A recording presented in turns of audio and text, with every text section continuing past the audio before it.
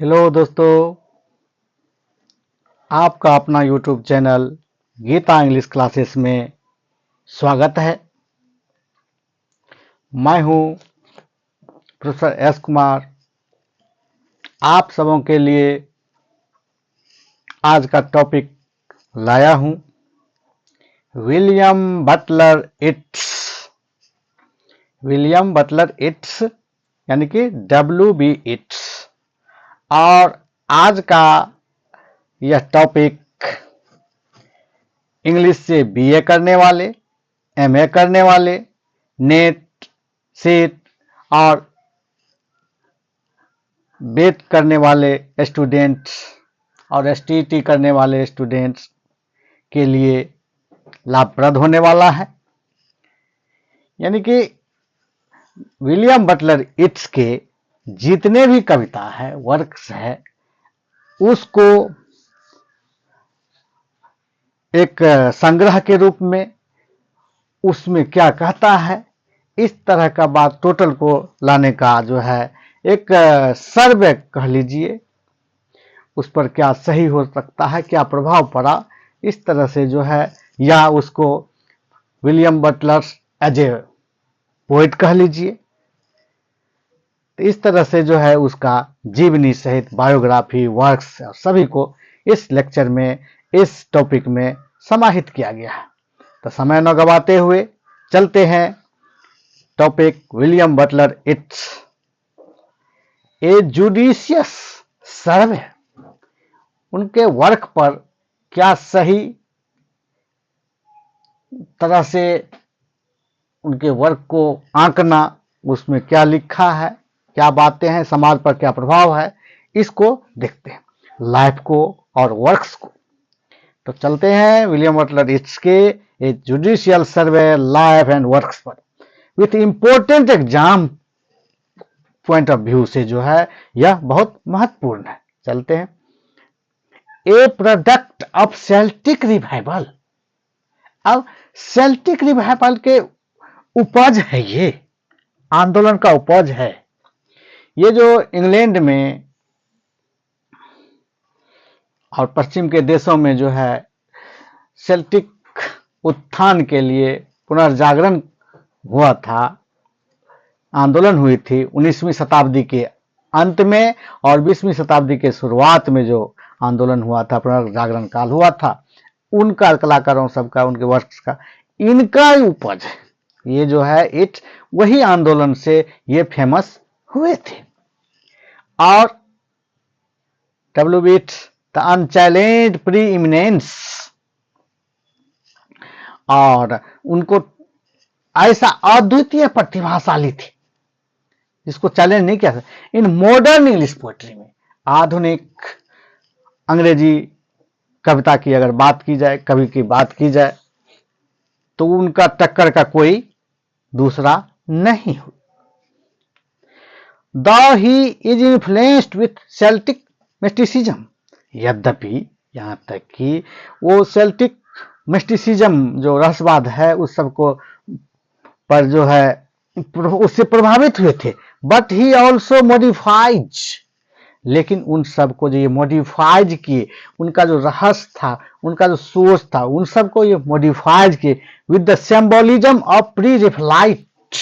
Pre Raphaelite means England में जो है 1848 ईस्वी में जो एक कलाकारों का समूह हुआ था, उनका जो सोच था, उनका जो रिफाइनमेंट किया था, वो का जो मतलब बढ़िया खोज करके बढ़िया बात लाए थे, उनसे भी ये, और जैसे कि एक अलग तरह का विजन दिए थे विलियम ब्लेक, और इन सब से सिंबल जो देने वाले थे, उन सब को जो है ये अपने क्या कहते हैं, अपनी रचनाओं में शामिल करते, उन सबके विचारधारा को। ही बियर्स द इम्पैक्ट ऑफ शेली, उनके जो WB इट्स पर जो है शेली यानी कि PB शेली के जो और स्विनबर्न है, उनका जो कविता है, उन सब की कविताओं का जो है, और फ्रेंच सिंबॉलिस्ट,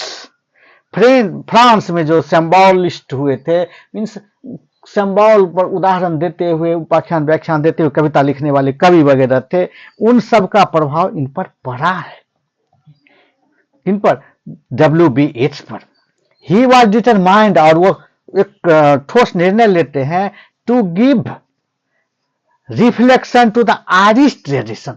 आयरलैंड के जो है जो परंपरा रही है, उनका जो पुराने धारा का पुराना विचारधारा है, संस्कृति रही है, the Irish tradition of legends, यानी कि धार्मिक मान्यताएं, वहाँ के धार्मिक प्रचलन, ये सब जो है, और फोल्कलोर, लोक कलाओं को, उन सब को जो है मिक्सचर करते हैं सेल्टिक, नोर्स, हिंदू और मंगोल एलिमेंट्स।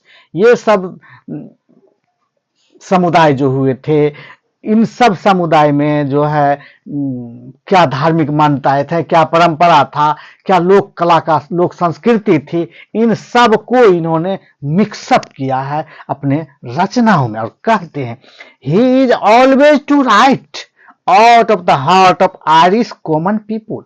और वह कहते हैं कि मैं आयरिश को, जो आयरलैंड के जो जनमानस है, उनके मन में जो बातें हैं उनको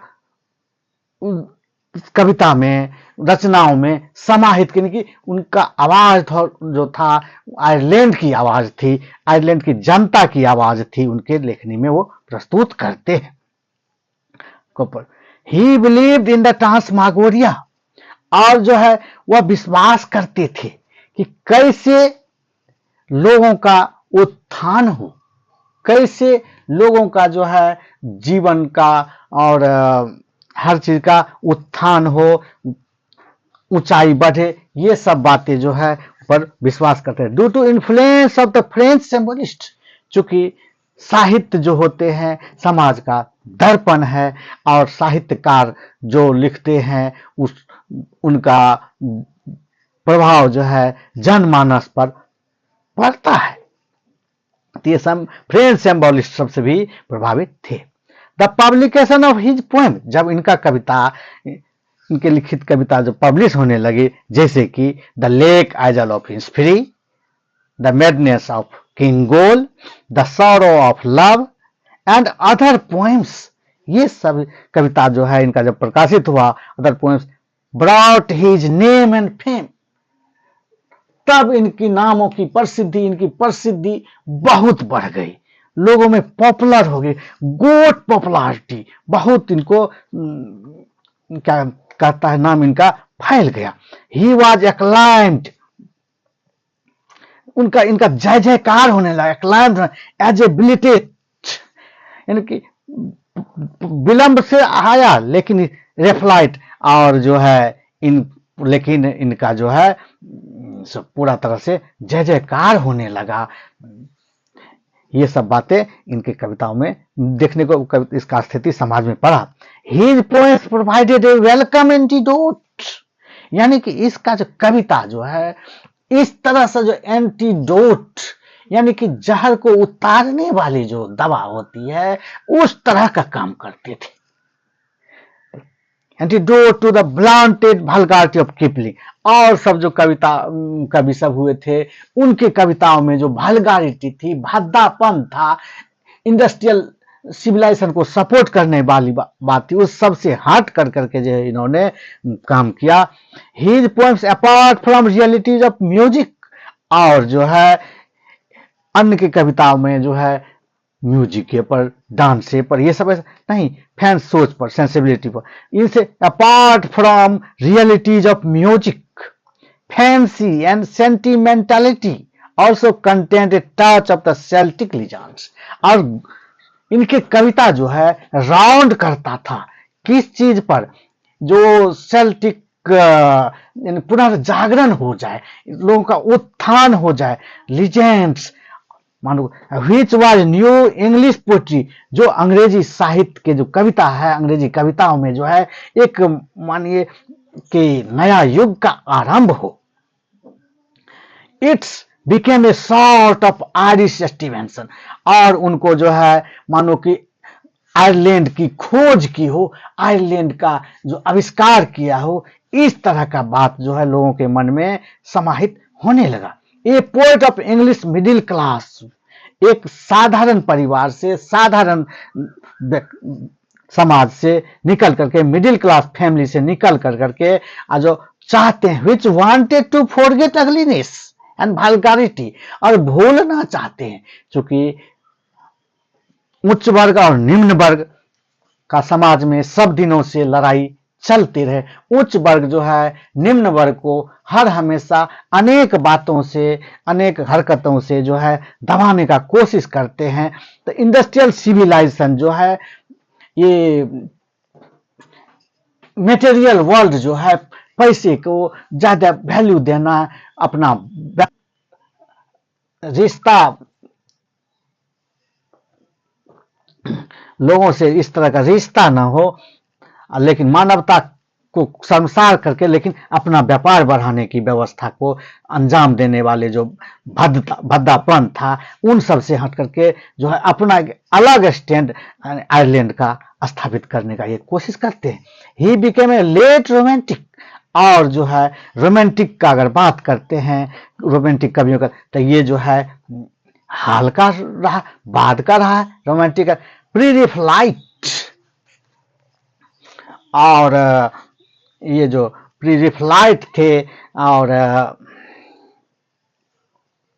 प्री-रिफ्लाइट एक व्यवस्था है, ट्रेडिशंस है प्री-रिफ्लाइट, और with additional advantage of contact with Irish, जो समाज को, उस क्षेत्र को एक ऊंचा दर्जा, एक उत्थान की ओर ले जाने का कोशिश था। Mythological tradition, folk culture, Ireland के लोगों का उत्थान हो किस तरह से, साथ में उसका ट्रेडिशन जो है, धार्मिक मान्यताएं जो है, लोक संस्कृति जो है, वो बनी रहे, इस ढंग का व्यवस्था वो साथ में लेकर चलना चाहते थे। There was a continuous development of poet in him, और धीरे धीरे जो है उनमें जो है कविता, कवि के रूप में काव्य गुण जो है, उनमें कविता लिखने की कला जो है, सोचने की कला जो है, उनमें भरती जा रही थी। वो उभरते हुए कवि के रूप में और प्रसिद्ध हो रहे थे। The poems of his next phase, उनके अगली कड़ी की जो कविताएं थी, जैसे कि like shadowy waters, the seven woods, happy loveland, so his poetic genius of a symbolist, यानी पोएटिक जीनियस उसमें हो, पोएटिक काव्य का जो है उनमें कूट कूट करके भावना भरी हो, कविता लिखने की कैपेसिटी उसमें हो, सिंबल देने की कैपेसिटी हो, और वो काव्य में अपना जो है बहुत ख्याति मिल गई थी। वो बहुत प्रसिद्ध कलाकार बन गए थे, कवि बन गए थे। Symbol in responsibilities he seems to have taken turn towards contemporary affairs, और जो है उनका जो रचना है रिस्पॉन्सिबिलिटीज, उसमें देखने को मिलता है कि कैसे इन सब उस समय के जो माहौल थे, कंटेम्पररी मामले थे, जैसे सामाजिक पर तो लड़ रहे थे, पॉलिटिकल मामले में भी ये अपना स्थान बनाने लगे थे। अपने रचनाओं में कविता के साथ साथ जो पॉलिटिक्स की बात को जो है, पॉलिटिक्स मामले को जो है, राजनीतिक मामले में भी ये दखलंदाजी अपने कविता के माध्यम से करने लगे। His great turning point of his poetic journey, यानी कि एक बड़ा उसका टर्न लेता है उसका जीवन में, जर्नी में, has got expression in his poems, देखने को मिलता है उसकी कविता में। हिज पोएम्स जर्नी, पोएम का नाम है the coat, a great poem of, खुद पर जो है कवि जो है आलोचना करते हैं, सेल्फ क्रिटिसिज्म करते हैं कि I made my song a coat covered with embroideries out of old mythologies। ये सब बात इस कविता का लाइन है। तो इस तरह इस कविता में जो है खुद का जो है आलोचना इस कोट नाम की कविता में करते हैं। इन दिस भी वे इस तरह से देखते हैं, this way describing his early poems, और उनका जो शुरुआती का जो दौर का जो कविता था, शुरुआत की जो कविता था, ही से उसमें कहते थे says that his later poems are realistic. उसका बाद का जब पोएम जो आया उसमें सच्चाई ज्यादा था एंड विदाउट डेकोरेटिव एलिमेंट्स। इसमें कोई इस तरह का पॉलिश लगाने वाली, सजावट वाली बात नहीं थी। डायरेक्ट एग्जाम्पल लेते थे समाज से, व्यक्ति का, समस्या का, वो रखना चाहते थे। इसलिए जो पहले का कविता जो था तो उसमें कुछ सिंबल ज्यादा था, इसमें डायरेक्ट जो है एग्जाम्पल लेकर करके जो है इन्होंने अपना कविता समय, जैसे कि for their is more enterprises in walking naked. ये कहते हैं बहुत साहस की बात है कि सड़क पर नंगा होकर करके चल लेना। ये सब बात जो है ना लाइन देते। The greatness of his later poetry, इनके जो बाद की जो कविता है उसकी महानता जो लाइज इन रियलिज्म, सत्यता से ओतप्रोत है, but in the ability to create a purely poetic, और जो है जो पोएटिक थॉट जो है, ये काव्य साहित्य की विश्वास जो है, सामाजिक ढांचा का जो वर्णन करते हैं, ये सब करते हैं। My thought of contemporary politics, कविता में जो है समकालीन उस समय के जो एक राजनीतिक स्थिति परिस्थिति था एंड रियल सिचुएशन था, उसको ये वर्णन करते हैं। इसलिए कहते हैं कि इसमें लाइज इन रियलिज्म, वास्तविकता से ओतप्रोत है। Now he sees the whole material world as a symbolic dramatization of eternity. ये जो शाश्वतता की बात है, ये जो दैवीय चीज की बात है, सच्चाई की जो बात है, उससे हट कर करके जो है इस मटेरियल वर्ल्ड में जो है देखने को मिलता है। इसमें जो है किसी तरह का मानव का जो है इच्छा का जो है, मानवीय भावना का जो है कोई सम्मान नहीं है। अगर हम लोग बात करें टी.एस. इलियट की, तो उनका जो है द वेस्टलैंड जो वर्णन करता है, वही भावना इनमें भी आ गई थी।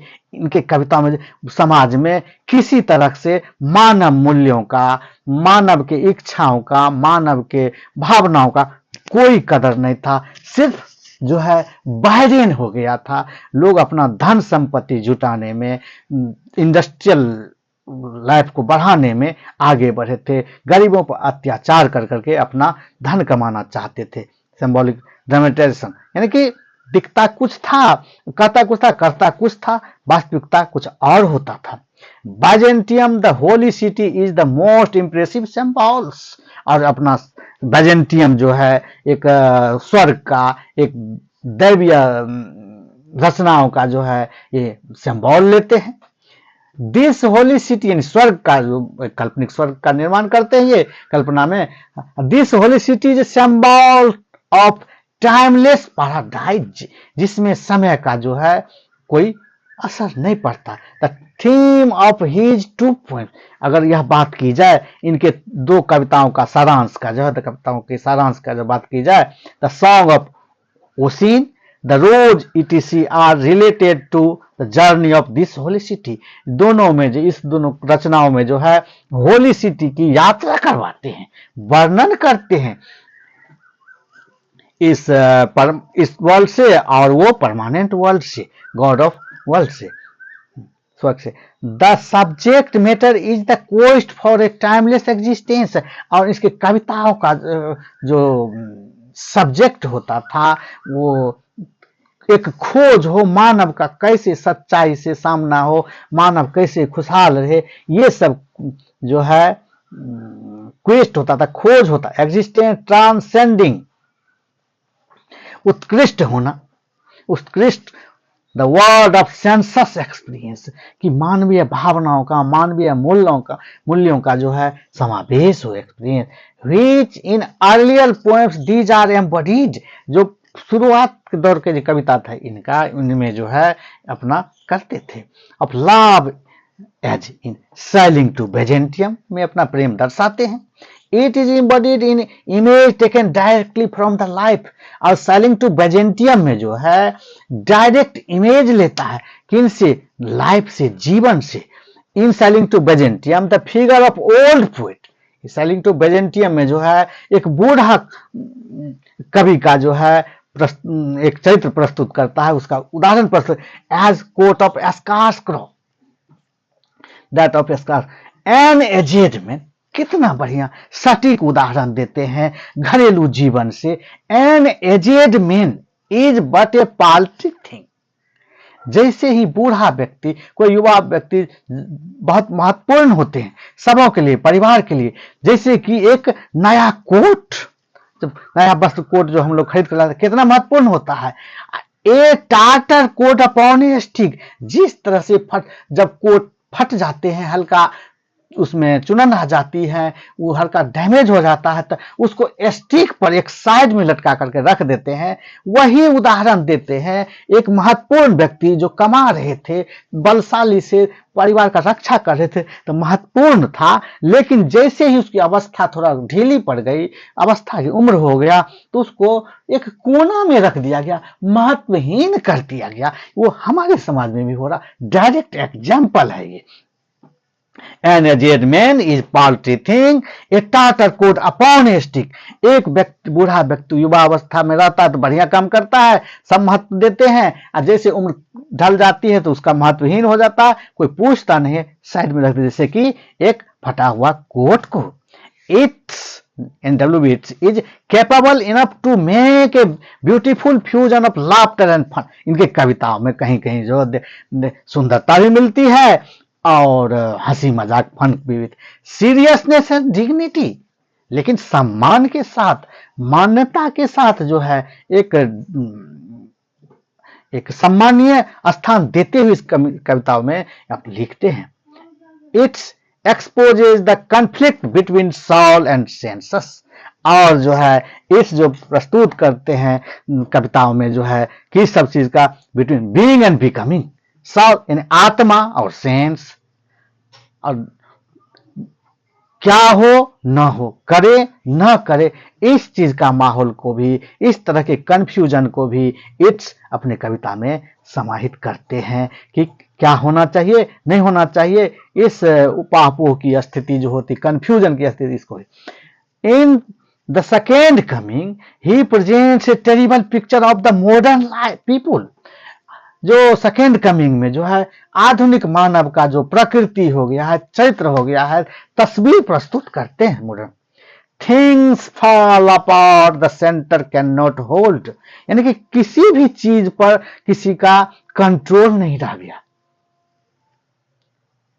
न जनता का सरकार पर, न सरकार का कंट्रोल जनता पर जो है रह गया है। यहां तक उसका मेरे अनाची लूज, हर अव्यवस्था फैला हो, upon the wall the best lack of convention while worst are full of passionate intensity. और सभी लोग जो है अपने जुनून में चूर है, आगे बढ़ रहे हैं। The second coming and sailing to Byzantium are representative modern poem. यह दो कविता को अगर हम लोग ले लें, सेकेंड कमिंग को और सेलिंग टू बेजेंटियम को, तो ये मानो कि एक उस एज को डिनोट करने वाले कविता मान सकते, मॉडर्न एज को डिनोट करने वाले कविता के रूप में लिया जा सकता है। The lake isles of Innisfree is a very sweet poem. इनका जो कविता लेक एजल्स ऑफ इंस्पिरी बहुत बढ़िया कविता, एंड इज ऑलमोस्ट ऑटोबायोग्राफिकल, और उसमें स्वयं का जीवनी देखने को लगता है, मिलता है। द रोमांटिक स्ट्रेन, मानो कि रोमांस का जो है छान करके निकाला। Poet in obvious here his world weariness and longing and escaped, इस तरह से जो है करता है। It would be highly controversial. अब लास्ट में यह कहना एक कंट्रोवर्सी का बात होगा, विरोधाभास होगा कि कौन अच्छा थे, एच और हॉपकिंस और इजरा पॉन्ड और Eliot should be considered as the greatest.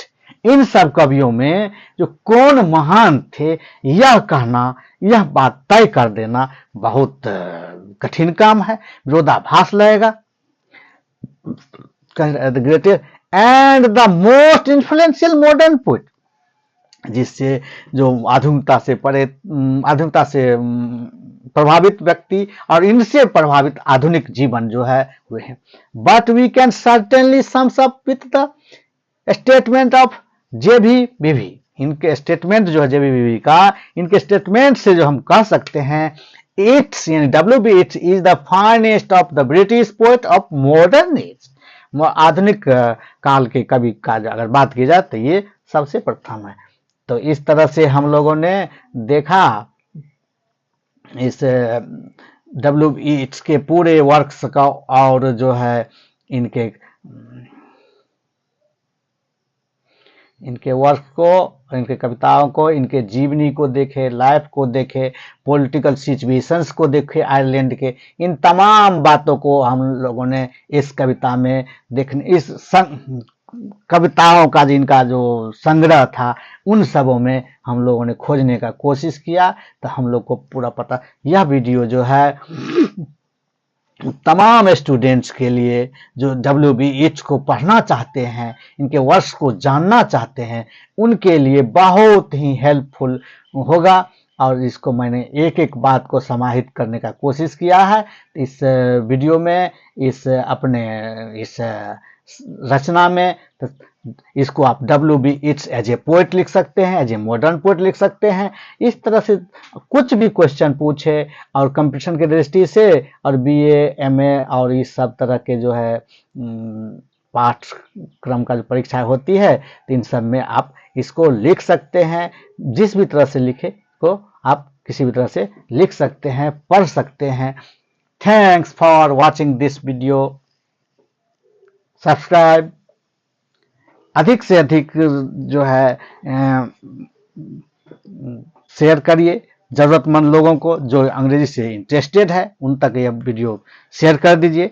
Channel को सब्सक्राइब कर दीजिए और कमेंट करिए कि आपको और किस तरह का वीडियो जो आपको इस चैनल पर सभी प्रकार के class 9, 10th, 11th, 12th, BA और इस कंपटीशन का भी संबंधित वीडियो उपलब्ध है, नोट्स उपलब्ध है। तो इस तरह से जो है please like, share and subscribe. Thanks.